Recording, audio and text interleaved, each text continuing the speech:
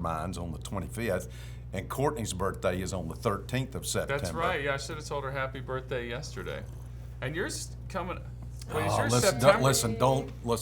don't even talk about it. We're not going to talk about it? Way too late. We're going to talk. We got to talk about your birthday. This train's already rolling, Pastor Mac. What's that? Are we doing? Your Are you? birthday train. Is there a Oh, my birthday gosh. train? It's I like always a- forget if it's so. It's train. September 20th. I always think it's October 20th. It's September 20th. Yeah. That's when the Pastor Mac's birthday. Yeah, is. listen, at this point in life, you really don't even want to acknowledge birthdays. Oh, is that right?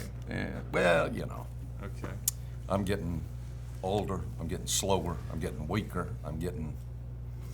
Wow, this is rough. You're We got to still get here. you. We got to get I'm you. still here, but, Still going strong.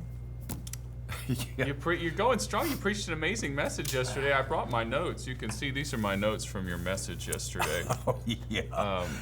That was just a lot. Granger, what are you doing with Granger? I don't know what. I just. Are you picked this- fixing to go to farming or I something? picked this up on the. I don't know. This was just sitting over there. This studio, as we've said before, is massive. So you never know what you're going to find in here. This is. I'm going to take this home to my kids and show them what a phone book used to look like. Hey, Barry used to work for Granger when Did he he was really? when he was in seminary. This is just supplies for everything, man. Oh man, they've got everything in the world in there. This is like basically a hard copy of the internet is what this is. You can see how thick this is. Feel the heft on that. I know it. And you're right, phone books used to be. Oh yeah. Well, and you get two of them. They bring. And now, like, if you ever see a phone book or some kind of class, which you almost never do. I mean, it looks like hardly nothing. And that used to be the thing that these big strong guys would come Oh, and yeah. they would rip a phone book in Oh, yeah. half and That was it. Who was? Do that. Who was it? I'll save that for the end of the pod. You guys hang on. I'll rip this thing in half. So I think it was. Is it Jordan Irwin? There's somebody that I talked to recently. We were laughing and like he looked at me dead in the face like I was saved at one of those power line. What is that? Was that what they call them? The yeah. the power team. No. Power was what came to my mind. Team something team. What was I it? was just called like the strongman team. Strong. I don't know, but Yeah, he it was was saved something. at We one of had those them things one where they're time just in like- North Carolina. They all come out with their Philippians 4:13 shirts and they're bench pressing 450, and then they rip a phone book in half, and then they're bending They would bend the rebar. They'd have it in their teeth. and Power they'd bend team. it. They were the power team. I'm pretty sure it's the power team. Yeah. Now that's how you reach people for Christ. None of this discipleship nonsense we're doing today. It was the power team. Yeah. Why- yeah. We got had to 'em. get I back had to 'em what one the time. early church was doing when Yeah. they were bending rebar Yeah. like men. Lifting weights, working out, gym rats. Did you know they were based in Dallas, Texas? I know, but that doesn't That surprise does me. not surprise You know me who's at all. also based in Dallas, Texas? Who's replacing them? Is Dude Perfect. Dude Perfect is based in. Perfect has like replaced. Now, who is Dude Perfect? So they're the guys that started on YouTube. They were making all the trick basketball shots. You've seen these guys. No, And I now they're don't know if doing. I have. Now they have a live show. Do they share the yeah. gospel at the live Oh, show? yeah, big time. Really? Yeah, huge. It's So that's the new power team is Dude Perfect. Yeah. It's just kind of doughy guys that are making like throwing a ping pong ball off of a 20-story and they have building. the sickest facility ever. Like they built a huge facility in Dallas, where it's just a bunch of course they trick have. shots. Yeah. In It's Dallas. like I've seen it. I've seen it on the videos. It looks like a hangar for Yeah. airplanes. Yeah. I mean, Heaven has to call Dallas to get some money from time to time. is that right? Yeah, there's just so much of it there. There's filthy money out there. We had great friends that came yesterday from Dallas. They were they are members at First Dallas, and they were traveling through, going to see one of their friends in North Carolina, and they stopped and spent the night and came here to church yesterday morning. I Just saw you. Debbie sweet, posted that sweet picture. folks. Yeah. That is really fun. Did they surprise you? They wrote us the day before, Oh, okay. and they stayed somewhere. I can't remember where they said, and I told her, I said, you should have told them. She said, well, I didn't know until the last Yeah. minute. And Yeah. Well, a day, like you said, a day ahead. That's enough. At your age, that's enough of a surprise. Yeah. You don't need something. You don't need something like right in the moment. But you surprised me yesterday. 'Cause What did I do? Well, so Pastor and I always have a little, a moment of brotherhood while the video's Yeah. playing, and he's coming up to, preach, and he said, "Hey, we're gonna sing Victory in Jesus for the response." I said, "Absolutely, Pastor, consider it done." I come out and start playing, and I open my mouth to sing, and Pastor starts leading the Well, song. I didn't. I loved it. I didn't know if you were going to do that. Do I didn't it even think every about week. you do it. I didn't I know if loved you were it. going to do it, but I'm looking for the place to jump in. You know, because I'm not a musician. I don't know anything No, about it was music, great. but I keep looking. Am I to jump in here? So I just started, and I You got figured, well, I'm people going to going. start, and he'll jump in on it. You got people going. It was great. Did you turn your mic off though? You didn't want to hear it? I did. I didn't want it blaring out And then all you over. couldn't get it back on. I felt bad for you. So anyway, it was that was a great moment though. Talking about that, there was a lot of talk about victory, the victory of Christ yesterday. You know, Good. we had There the should be. message, Yeah. and we had it was in. I didn't even know it was going to be in the. This is how the Spirit works these things out. I didn't know that you were going to take that direction with the message, but we had that in the music as well, Yeah, it was so good. The music was so good yesterday, and and we had. You it's know, good every Sunday. We really do have, and I'm not saying this because he's sitting here, but the music here is just phenomenal. Joe sang. I always love to hear Joe. he did great. Lauren sang. I love to hear Me Lauren. too, yeah. I was walking into, I was walking into the worship center about 5 minutes before it starts, and old Jim Jordan's there. You know, you gotta love Jim. He's been greeting there. You know, his wife's in the choir. Anyway, he always gives me a hard time, and he said, "Well, welcome to Valleydale. Have you been here before?" And I shake his hand. I was like, "Yes, it's my first time. Tell me about it." And he says, "Our pastor is amazing." And I'm like, he "Oh, is a great okay. guy. He okay." really is. I said, "Do y'all have music here?" He said, "Our pastor is amazing." That sounds like him. I know. He kills me. So I just laughed. He cracks me If up. I ever end a sermon short, if I ever come up short, I'll go out that door and Jim will say, "Is something wrong, Pastor? You're not feeling well today?" Or That's exactly him. You had a lot to do because oh you my had to go out stars, there. I was flying, man. You were flying all over the place. And so I tell you what, on Tuesday when we decided we were going to do the baptisms first, man, that seemed like a great idea. We were all like, "Oh, this is a great idea." I was What a great lost. idea. I was lost in a world of conversation with. I had a group of people around me asking me about. I think they were talking to me about some mission trips. Oh, And okay. I was really talking about that. And time got totally away from me. Yeah. My mind was everywhere but where it should have been. And here comes Jeff, and when you see Jeff running, it really does catch your attention. Yeah.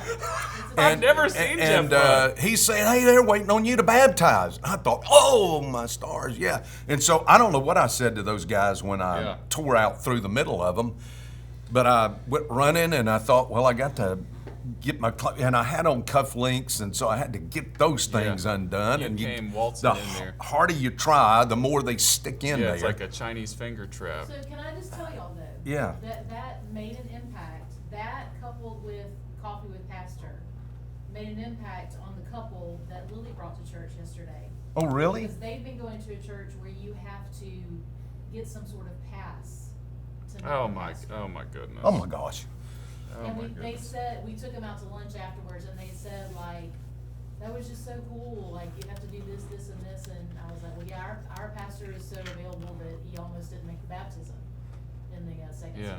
service, so that had just, like, what we thought was kind of a mess up, that made an impact on them. Well, here I come shedding my coat and rolling up It my was sleeves. so funny. And, I mean, it was a fun. Everybody, you know, and we're little family Addison's church. story is so moving. Oh, yeah. She had so many complications physically in the womb Yeah. that the doctors gave her no chance. Then when she was born, they gave her no chance. And look at, she's 17 years of age, and you know. And I told her, I said, "Now, Addison, you have got to be sure in your heart that God has something for you, child. Oh, of I course. mean, you are here against all kind of odds."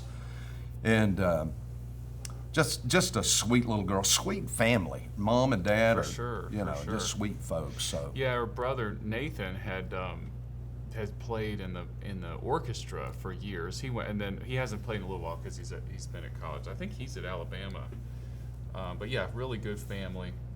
And but I tell you what, next time I'm going to be prepared to baptize everybody. You just start in case slinging them, man. Just in case pastor's out, I'm just going to, just whoever they bring me.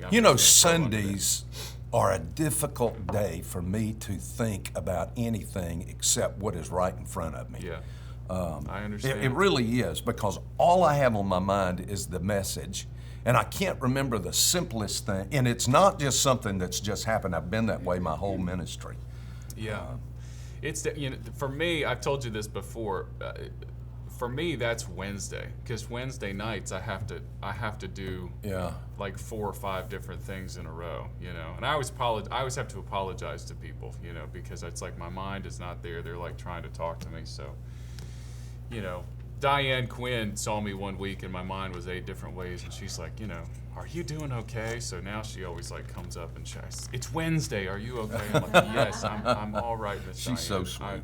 I promise I'm okay. We have the sweetest people in this church. Oh yeah. I just love them. I'm so proud of them. I'm so thankful for them. There's the greatest sense of community in this country, and you do not appreciate that unless you've been in a church where there is no sense of community. Well, that's something I feel like, and I feel like you've led us in that really well. I don't know if I've ever said this before, but I remember. Please say it. If it's good, please say it. Oh yeah. Well, this will be the first time, so make sure this is committed to recording. But no, I remember when you got here, one of the things that I was so worried about was, well, I've got to keep everything professional. Everything has to be excellent. All the transitions have to be perfect. Everything has to be mic'd. Things like, well, people should never see me, getting on or off the stage. I should always use the backstage. All of this nonsense. And I remember you'd been here for a couple of weeks, and you were like, "Oh, the Lord's leading me. Greg, you need to come and pray." And there wasn't a mic or anything, and I was and it took me a while to realize, we're kind of like the brothers, we're not professionals here. And we don't have to, we're going to listen to the Spirit, and the church is a family, and we're going to be a family. We're not going to have all the glitz and the glam and that sort of thing. Well, I think we need to be as prepared as we possibly can be, and then be open to the Spirit's leading. Yeah. In the midst of all of that. So I would never get in the pulpit. I just wouldn't get up and preach if I had not prepared. And that's a reoccurring dream, by the way, that I have, that I wake up and it's Sunday morning and I've forgotten to write the sermon all week. Do you at least have your pants on in the dream? I don't know. That doesn't even concern me as much as have I written the sermon, have I studied and put the sermon together. That's the thing that always shocks me. For some reason, I'm in church and I think, oh my stars, I forgot to write a sermon. What I'm gonna do, and I just refuse to get up if I've not had the right study for the week. Now sometimes I've cut it close. I'm down to maybe Saturday trying to finish up, or Saturday night, and then see, I wanted to get to this yesterday, yet he will come to his end and no one will help him. And I didn't even get close to it. That's at the end of the... Yeah, I didn't even get close to... 46. Yeah, and I was going to talk about that. What's it going to be like for you in the end? Well, let's talk about it now. I mean, that's what this is for. And no one's there to help him. Here's this guy, the Antichrist, who has dominated the world for practically 7 years. Everybody has even worshiped him as a god, and in the end, there's not a single soul left to help him.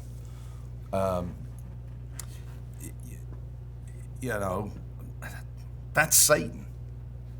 Satan to me is, I don't look at all this awesome power, though he has tremendous power. Right. But I just look at him as one who loathes himself because of what he's done, and yet he is going to make everybody else as miserable as he is. You ever known anybody like that? Sadly, yes.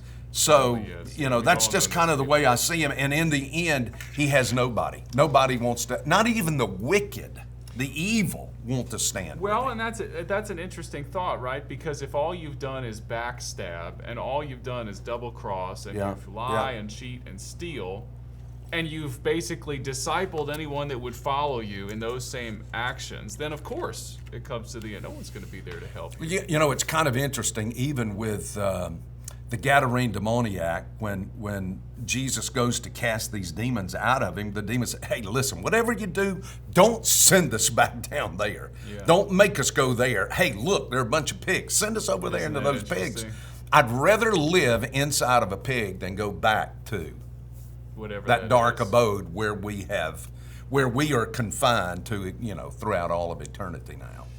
It just shows how awful it is. I was thinking about I was writing that in my journal this morning, just praying to the Lord, oh Lord, that we would understand like how terrible the plight is for the damned, and so that we would not that we would always do everything that we can to keep people from going that way. I have to bring up just a tragedy that we talked about yesterday. Yeah, we did talk about with Charlie Kirk. Yeah.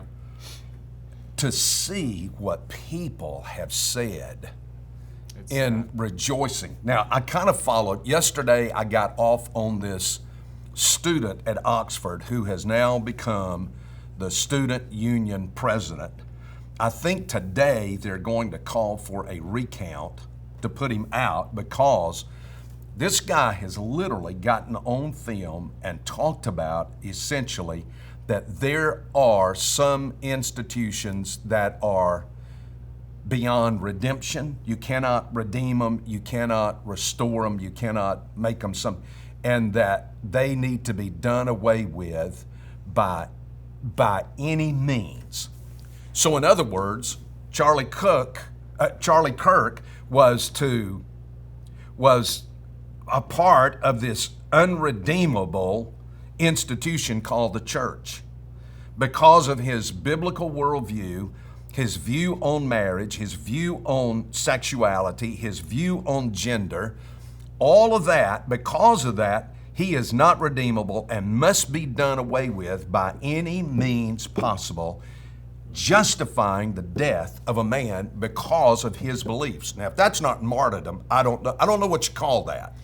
But I've been shocked at the number of people. I've also been pleasantly shocked at the number of people who have been fired because they've said very similar things.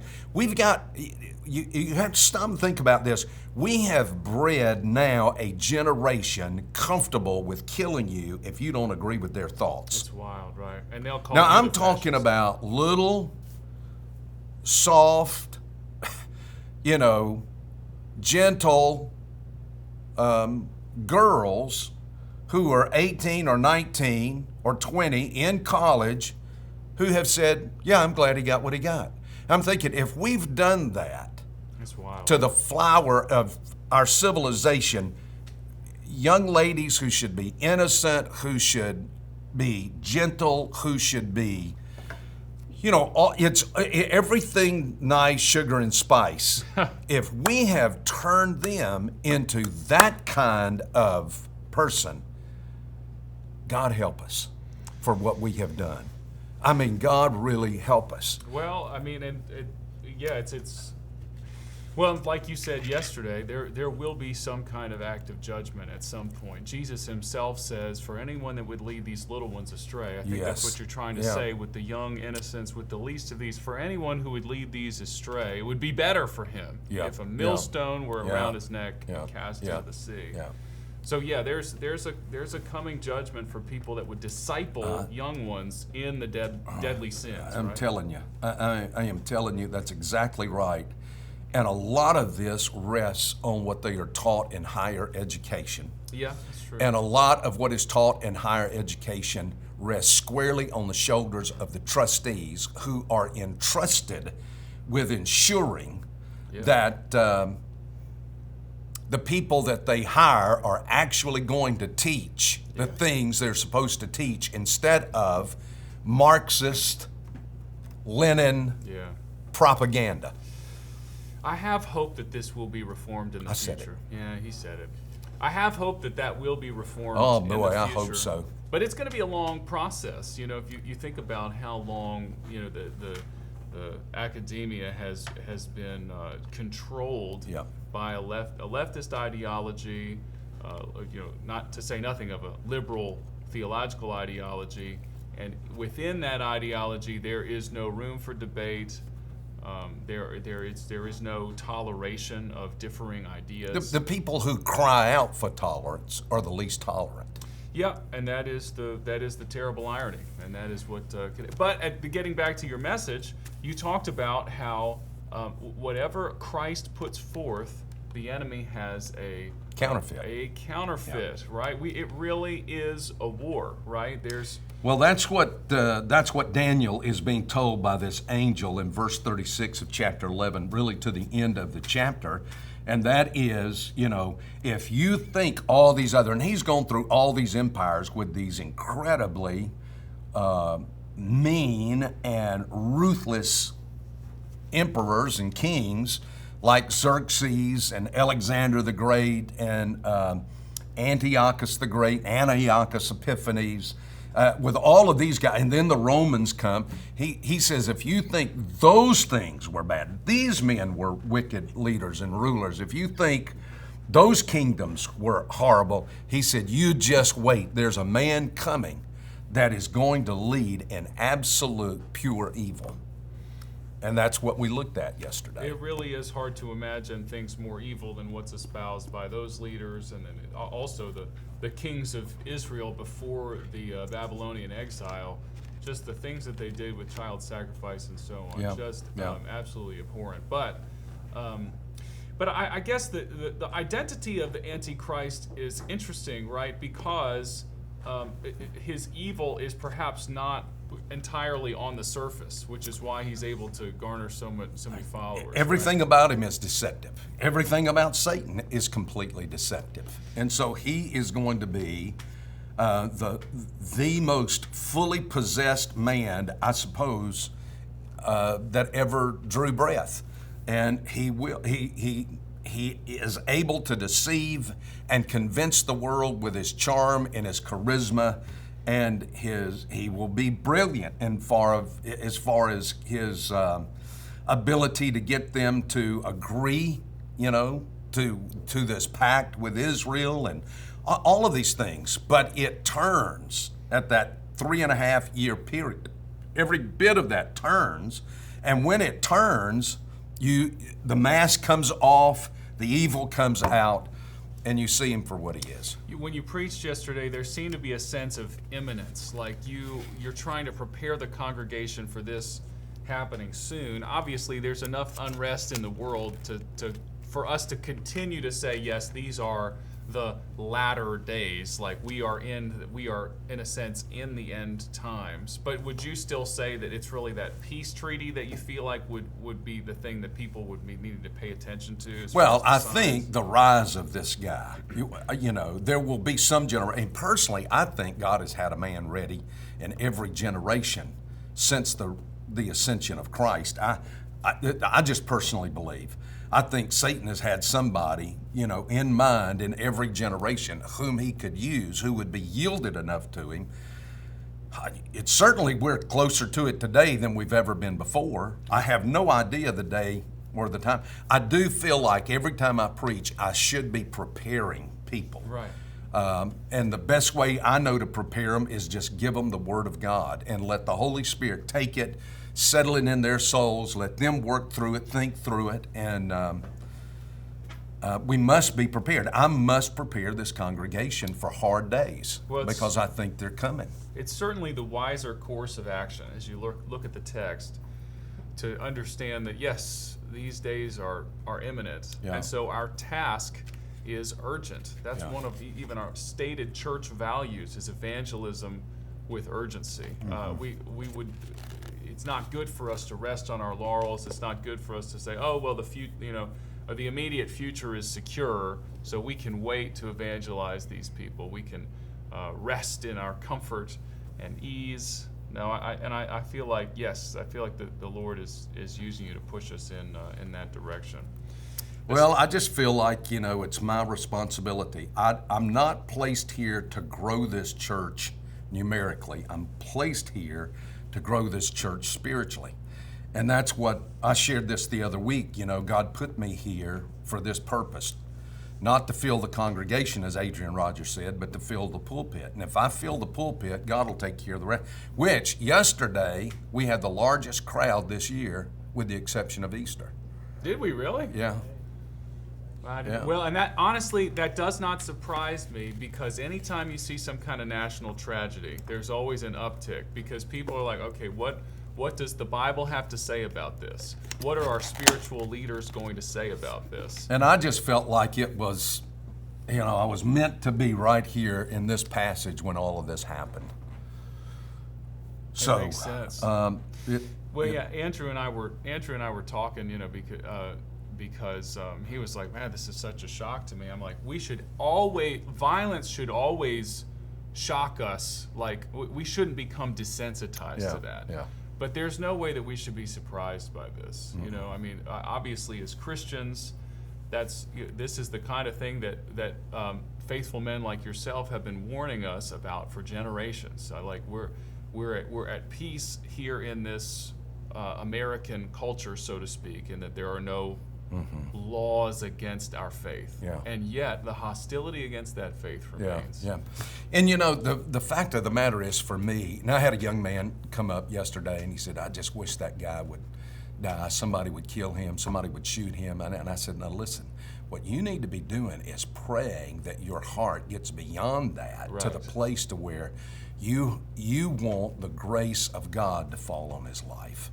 And the mercy of God to fall. I cannot rejoice. In fact, I'm so ADD, and I guess it means I'm eclectic in that I run from one thing to the other. I was reading about this kid who is, this young man, everybody, but his age, he's a kid to me, and he talks like a kid, who is now the president of the student union at Oxford. Right, and then from that, I go over to read an account of the death of Madeleine Murray O'Hair, who, if you go back, we've got a whole generation now that is very comfortable with saying, yes, kill anybody that has that kind of rhetoric. It's hate speech, it's this, that, so just kill them, as if what they're saying is not hate speech. So I'm thinking, we've raised this entire generation without a Bible, without the Word of God, without the Ten Commandments. You cannot have the Ten Commandments. You can have Sally has two mamas, but you cannot have the Ten Commandments in the classroom. Yep. So, you've got that kind of thing going, and we are rearing these children, and we act surprised when they say something like that.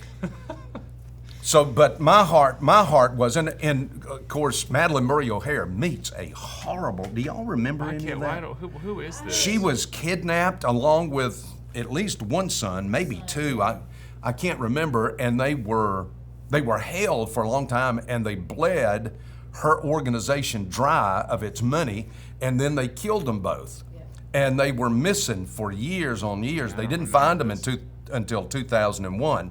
And what they discovered was they most likely died of beating, some major injury to their head. Then they were dismembered. She was dismembered. Then she was burned. I don't wish that on anybody. Who is that? She was the one who pushed for prayers to be taken out of school. Yeah, prayer was unconstitutional in school. You could not read the Bible in school. Oh my goodness. She just was a very wicked woman, and. But like you're saying, that should not be the Christian response. To wish evil on someone. I wouldn't wish death on her. Yeah. What I wish and pray for is that she gets saved and come out as a marvelous trophy of God's grace. Amen. That's what I got to visit with the students on Wednesday night, right after we received the word that Charlie had passed away, and that was what Corey was leading the students in. Not just a prayer for Charlie's family, but he gave them a reminder. Charlie's doing just fine. Yeah. He's in the arms of his Savior. What you need to be praying for is whoever pulled the trigger. Yeah. Which again, that's the countercultural response, but that is the Christ-like response. Yeah. Babylon Bee had their funny headline where they said.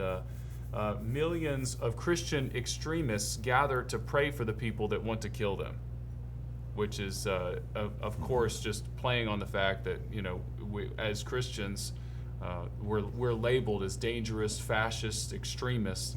But the truth is, we're with the same. We have, Lord willing, we've got the same heart of God. We do not wish that any would. If you want to perish. hear a good take on that, there's an excellent interview with Charlie Kirk by Mark Levin, where Charlie Kirk goes into, he talks about Plato, and then he talks about Rousseau, and he talks about Plato's impact on Rousseau, and Rousseau's impact on a guy named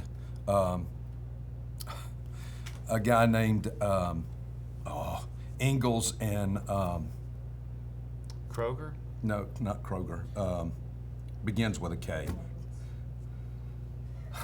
You know, Publix. all I can say is Winn-Dixie. when your brain goes, it really goes. It's just all downhill. The guy not Engels, his partner in crime, that started the whole thing of communism. Not Lenin, before Lenin. Karl Marx, that's his, yeah. Karl Marx, his impact, Rousseau's impact on Karl Marx. And Rousseau was the biggest hypocrite you've ever seen in your life. He cries out for all this stuff for the average man, and yet he lives this bourgeois life in Paris. Right. He has all of these children by all of these women, and he never raises a one. He never gives a one of them a penny. He goes and he takes the babies when they're born and he places them at the door of the hospital in Paris. Anyway, but you know, this guy didn't go to college. And he's out there reading Cicero and Talking Plato, Charlie Kirk didn't go to college, and right, Socrates and all of this Well, stuff. he had the whole thing as well. He wrote a book about how college is a scam. Did you see Yeah, that? Talking yeah. about how the people, like, if college is promising you a product and you do not receive the product Yeah. that they promise, and then you go into debt over it, that's actually You a know, scam. he's right, and I wished I had a brain like that, but I had to have somebody stand over me with a stick, you know, so to speak, I did- and I make did too. me study and make me. Although now at this point in my life, I would go back. I don't want to go back, but if I could go back, I would buckle myself down and Yeah. you know. Well, that's so you touched on the way that college is actually helpful for a lot of people. Listen, I can't believe how stupid I was in college. The more I look back on it every year, I'm just like, wow, what a fool. However, if it hadn't been for my college education, I really don't know if I'd know anything, you know? You know what? The more degrees that I graduated with, the more I realized how stupid I was.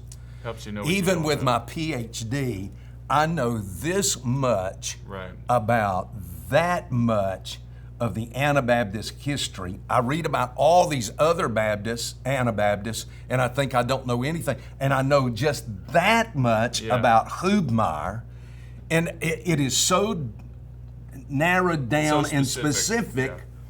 and I don't know that much about him. Yeah. And yet I did a PhD on him, on his hermeneutics. Well, that's why, Lord willing, higher education will inspire humility. Well, it should because I just have come to the conclusion I don't know anything about anything. I just Man, don't. Maybe we shouldn't celebrate your birthday. You're really Yeah. down on yourself. No. today. I'm just saying that's just the gospel truth. But I did have to have the boundaries. Some kids have to have boundaries. I had one son that just, even to this day, you just have to keep boundaries up Yeah. around him. He does best when you're that way.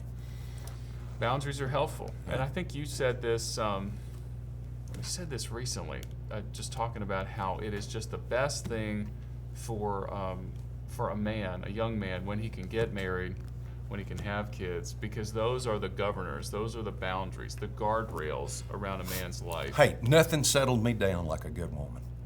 Nothing. It's the Nothing. truth. Should we tell all those stories about our wives giving birth like we did before the camera was up? No, let's don't talk. Save that for another time. Those were some pretty good ones. Oh, gosh. This has been good. Hey, you guys, thanks for tuning in with us today. If you want to hear more about especially Pastor's thoughts with regards to the Kirk assassination. Well, that's weird. Feels weird when I say it like that.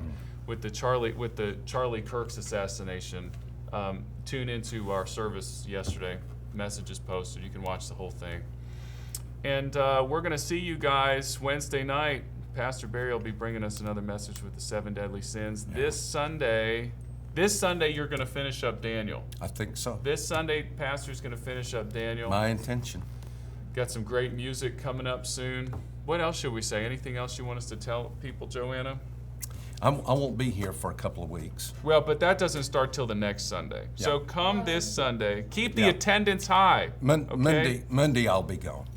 I fly out of here next Sunday afternoon. What do I? Oh, you won't be here for this next week. Yeah. Okay. Well, we'll just. I will be in Jacksonville at the Cutting It Straight conference. Debbie is speaking twice. I'm speaking 3 times. I'm speaking once at night, and then I have a couple of breakout sessions. Okay, so that I'm you doing. one-upped her. Okay, that's good. So, I'm excited. And then we're headed to Scotland and London and Israel. What I wonder, Joanna, get these numbers on my desk. What do I have to promise the people is going to happen on Sunday to make sure they show up when Pastor is not here?